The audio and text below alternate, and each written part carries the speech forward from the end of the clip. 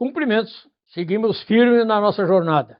Agora por que os Estados Unidos não querem a desdolarização? O que está inquietando os Estados Unidos diante esse ano 2025 que determinou uma guinada total, 180 graus na economia mundial e também nas sociedades, Apenas 12%, com todo esse alarido que é feito no Brasil e nos Estados Unidos, as exportações do Brasil para os Estados Unidos são só 12%. 12%. Não é de inquietar, não.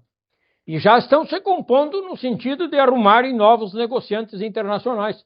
Isso é salutar para a economia. Nós não temos e nem somos obrigados a permanecer eternamente com o mesmo vendedor ou o mesmo comprador. Nós temos que diversificar a nossa balança de pagamentos. E é que os do agronegócio estão fazendo e os do gado, dos frigoríficos, estão fazendo já há mais tempo. Então, apenas um pequeno número de empresas poderá ser afetada, pelo que o governo federal, então, já está tomando medidas de proteção, e encontrar novos mercados, ou então proteger essas empresas, arrumar cadastro, e financiamento, até que passe e até que eles consigam contratos internacionais. Muitas empresas já estão negociando com outros países numa relação sul-sul, ou o sul global, que são tidos como os emergentes, embora estejam na Ásia, por exemplo, a China e a Índia. Mas é o relacionamento sul-sul, porque norte é os Estados Unidos da América do Norte. Aí incluído China, Índia e também a Indonésia. A Indonésia, para quem não sabe, eu não vou dar os dados agora da Indonésia, mas vocês podem pesquisar, depois eu vou dizer, eu quero falar especificamente sobre alguns países que estão revolucionando o mundo na educação, nas ciências, em metodologias de educação. A Indonésia é um deles. É um negócio extraordinário que está acontecendo em alguns países, entre eles a Indonésia. O que não ter conta é o seguinte, é que 42%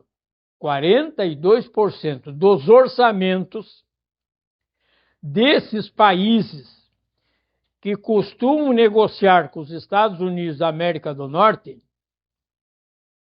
têm dívidas. Em razão de quem? Do Banco Mundial e do Fundo Monetário Internacional. Porque é um resumo pronto de que você deve fazer, é um script. Você tem que obedecer aquele script ali. Nós vamos te dar dinheiro. Hoje o Brasil empresta dinheiro para o FMI. Nós não estamos mais em condição de devedor nem do Banco Mundial, nem do FMI. Nós não somos devedores. Mas quem deve, e ainda resta alguns contratos, o juro come o orçamento. Então, os países estão tendo que suportar 42% dos seus orçamentos em dívidas. Vai ter um outro programa específico da dívida pública do Brasil, em relação com o seu orçamento e em relação ao que arrecada. É impressionante. A dívida dos norte-americanos, por que eles quebraram? Porque eu já disse aqui também em outros vídeos. Porque superou de tal forma a dívida pública deles que não tem orçamento que sustente mais. Por isso. Então, a quebra total deles por causa disso. Eles chegaram no ponto máximo do dever. Então, porque o sistema econômico é assim? Os países são orientados para tirar recursos que iriam, preste atenção, que iriam para a saúde e a educação, por exemplo, para pagar juros. A prova disso é a Lei de Responsabilidade Fiscal, a Lei Complementar 101 do ano 2000, que estabelece normas de finanças voltadas para a responsabilidade na gestão fiscal e a Lei do Teto de Gastos. Prestem bem atenção nisso aí. Emenda Constitucional número 95 de 2016 do governo Temer, que congelou os gastos por 20 anos. O atual governo modificou isso aqui agora. Pelo qual cada país impõe severo controle nos gastos públicos e rigorosa obrigação em continuar pagando os juros. Essa lei foi substituída pela Lei Complementar número 200 de 2023, denominada agora recentemente Lei do Arcabouço Fiscal, que visa garantir a estabilidade macroeconômica, vinculando o crescimento das despesas com o aumento da receita e condições de crescimento econômico. Lá nessa lei, se vocês visitarem, está tudo explicado como deve ser, mas não fala em juro. Aliás, nenhuma lei fala em juro. Se vocês encontrarem uma lei que fala em juro, que o juro vai contribuir, que o capital dos bancos vai contribuir com alguma coisa, uma contribuição para a riqueza nacional e a distribuição de renda para a população brasileira, vocês me contem que eu vou fazer um vídeo sobre isso. Apenas para ilustrar. É aqui que está. Isso é doloroso. A dívida atual do país, isso eu tirei hoje, 21 de setembro, a dívida pública do Brasil passou de 7 trilhões 581 para 7 trilhões 7,631. Em julho de 2025, julho desse ano, 2025. E a previsão é que para o final deste ano, 2025, a dívida atual do país, a dívida pública, vai ficar entre 8,1 trilhões de reais e 8,5 trilhões de reais. Enquanto isso, a taxa Selic é 15%. E essa taxa é que mede a remuneração do juro no Brasil. Precisa dizer mais alguma coisa? Seguimos adiante. Qual é então o PIB do país? Se eu estou tão nervoso assim. A dívida vai ficar em 8 trilhões no fim do ano, pois o PIB do país é 11 trilhões. Isso significa que a nossa dívida já está cerca de 80% do PIB. O que é PIB? Produto Interno Bruto. É a soma de todos os bens e serviços de um país. Toda a riqueza do país. Nós estamos perto de... Os norte-americanos já passaram. Eles já passaram quase 2 vezes a dívida pública em relação ao PIB deles. Por isso que eles estão quebrando. E nós temos que evitar o mesmo caminho. E é possível evitar. Portanto, o orçamento, quer dizer, a receita e despesa do Brasil esse ano é 2,2 trilhões de reais. Ou seja, ele arrecada 2,2 trilhões e gasta esses 2,2 trilhões, certo? Quando é que nós vamos pagar a dívida? Nunca. Nunca. Por causa dos juros. Por isso que nós estamos dizendo, nós trabalhistas, estamos dizendo há muitos anos, é difícil, eu sei que é difícil, as pessoas às vezes não gostam de que eu diga, não, mas o Brizola falava isso, o João Goulart falava isso, tem que fazer auditoria na dívida pública, porque tem muita gordura nesses juros, são anos e anos, toda a massa trabalhadora brasileira, o trabalhador, a trabalhadora nacional brasileira trabalhando, de sol a sol, às vezes doente, e nós não pagamos juro. Não tem como pagar juro. Nós só pagamos juro. E é juro no nosso cartão, é juro do que nós compramos, é juro para tudo que é lado, é juro na nação também, e dá nisso aqui.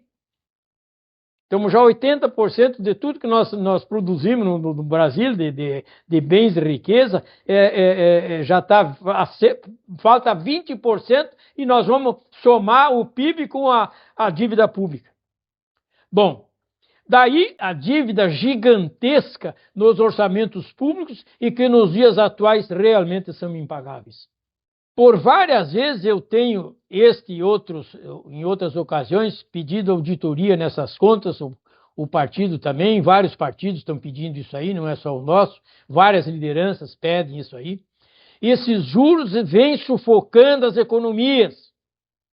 Aí estão 75 milhões de brasileiros no Serasa. 75 milhões de brasileiros no Serasa.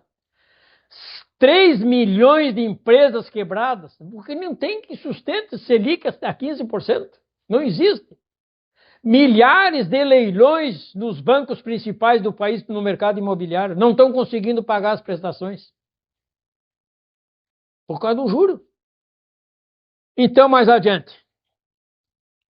Pois bem, esses juros e esse sistema, com base no dólar, é que tem financiado as guerras promovidas aos Estados Unidos pelo mundo. Olha, se esses juros tivessem um destino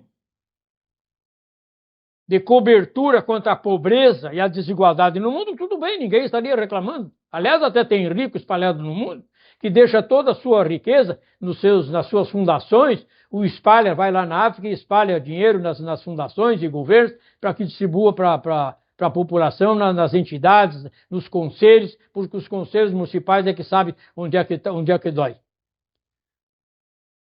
Mas do jeito que está, não vamos conseguir isso aí. Então, não há problema algum, em tese, até pelo princípio da soberania dos povos e nações em que governos e empresas negociam entre si em suas moedas nacionais. É o que temos que fazer daqui por diante, para nos livrar cada vez mais de taxas e de juros abusivos. Daí, então, surgiram os BRICS.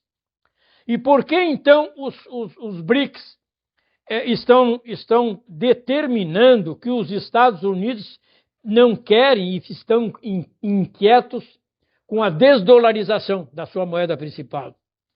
Porque o crescimento dos BRICS e a determinação de uma nova ordem mundial faz com que o sistema de pago, como diz os argentinos, o sistema de pagamento a nível mundial deixa de ser feito na moeda dólar e passa a ser feita em outro tipo de moeda que está sendo construída agora na celebração de centenas de negócios, contratos internacionais de mercadorias, tanto riquezas minerais como grãos e como carne, por exemplo.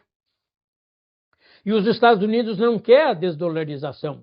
Porque no momento em que todas as nações já estão saindo desse sistema BRICS, não estão querendo negociar em moeda americana, ou seja, depositar sua moeda nacional em banco norte-americano, estão fazendo na própria moeda, com a própria moeda da empresa ou governo nacional com a qual está vendendo ou comprando uma mercadoria, isso aí determina a desdolarização dessa moeda norte-americana. Isso o Trump não quer. Por isso que ele parece que enlouqueceu de vez, porque ele passou a entender que, não, eu vou deportar todo mundo e vou também tarifar todo mundo. O que aconteceu? Arrumou um baita de um problema para ele. Porque agora ele está pagando o vexame internacional de pedir de volta os engenheiros, os técnicos especialistas, não só em engenharia espacial, não, em tecnologia de chip, tecnologia de ponto, está chamando de volta canadenses, mexicanos, coreanos, chineses, brasileiros, está chamando tudo de volta, porque esse tipo de tecnologia e ciência, os melhores cérebros do mundo depois da Guerra Mundial, quem é que absorveu essa mão de obra? Os filósofos, os especialistas, os físicos da mecânica quântica, os que desenvolveram os protótipos da energia nuclear e que construíram a bomba atômica, não foram dos Estados Unidos da América do Norte, foram espalhados no mundo inteiro, alemão, italiano, o indiano, o brasileiro, eu cito o César Lattes, que ninguém conhecia esse César Lattes, pois é um dos maiores físicos nucleares da atualidade, falecido lamentavelmente, mas deixou a ssua contribuição. Bem, todo esse conjunto de cérebros internacionais, os Estados Unidos perdeu. Então está tratando de volta. Não, nós vamos garantir novos contratos para vocês, nós não vamos mais deportar. Só que a maioria não quer mais voltar. Chega, deu. Eles estão nos seus países de origem ou em outros países que não tenham que suportar exigências de ordem ideológica ou de ordem comportamental, como os Estados Unidos ao longo dessas décadas, 100 anos de monopólio de interesses do nosso pensamento, da nossa ideologia, do nosso comportamento. Chega, basta. Quem diz basta não é o Donald Trump, que não está gostando da desdolarização. Quem está dizendo basta agora é a América Latina, que, por incrível que pareça, 2025 pode ser a redenção latino-americana.